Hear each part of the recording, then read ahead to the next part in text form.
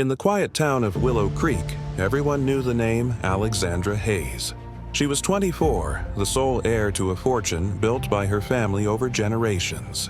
Charismatic, beautiful, and intelligent, Alexandra seemed to have it all.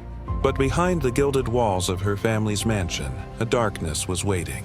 A darkness no one could have imagined. It all began on a stormy September evening. The wind rattled the windows, and the mansion's ornate halls echoed with the sound of rain pounding on the roof. Alexandra was hosting a small gathering of close friends, celebrating her recent promotion at a prestigious law firm. Laughter and music filled the rooms, but the joy was deceptive. Unknown to everyone, a series of subtle threats had begun appearing over the past few weeks. Anonymous letters slipped under her door, cryptic messages left in her mailbox, and unsettling phone calls in the dead of night. By midnight, Alexandra excused herself and went upstairs. She never returned. Hours later, when friends grew worried, they searched the mansion and found her bedroom door locked from the inside. When they forced it open, Alexandra was gone. No signs of a struggle, no footprints, nothing except a single, half-burned note in the fireplace that read, "You should have listened." Panic spread like wildfire. The police investigation uncovered that Alexandra's disappearance was no ordinary case. The mansion, with all its hidden passages and forgotten servant corridors, had been a labyrinth for decades. Investigators discovered evidence that someone had been moving freely within the mansion without being seen, using secret routes that even the family didn't know existed. Suspicion initially fell on household staff, longtime friends, and business associates, but all alibis checked out. Then came the twist. Alexandra's digital footprint revealed that she had been communicating online with someone using an anonymous account. Messages hinted at a troubled past and someone who knew more about her life than she realized. As detectives dug deeper, they discovered a shocking connection. The account belonged to a distant relative who had been living off the family's wealth in secret, resentful of Alexandra's position as the sole heir.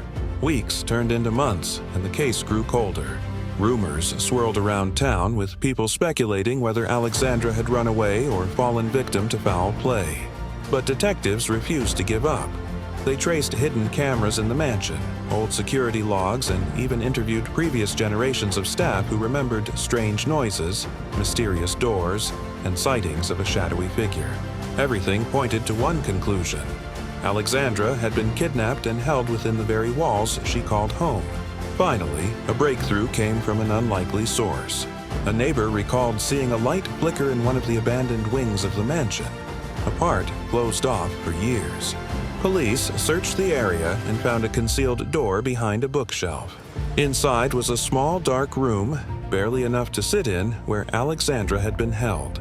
She was alive, but weak, terrified, and traumatized.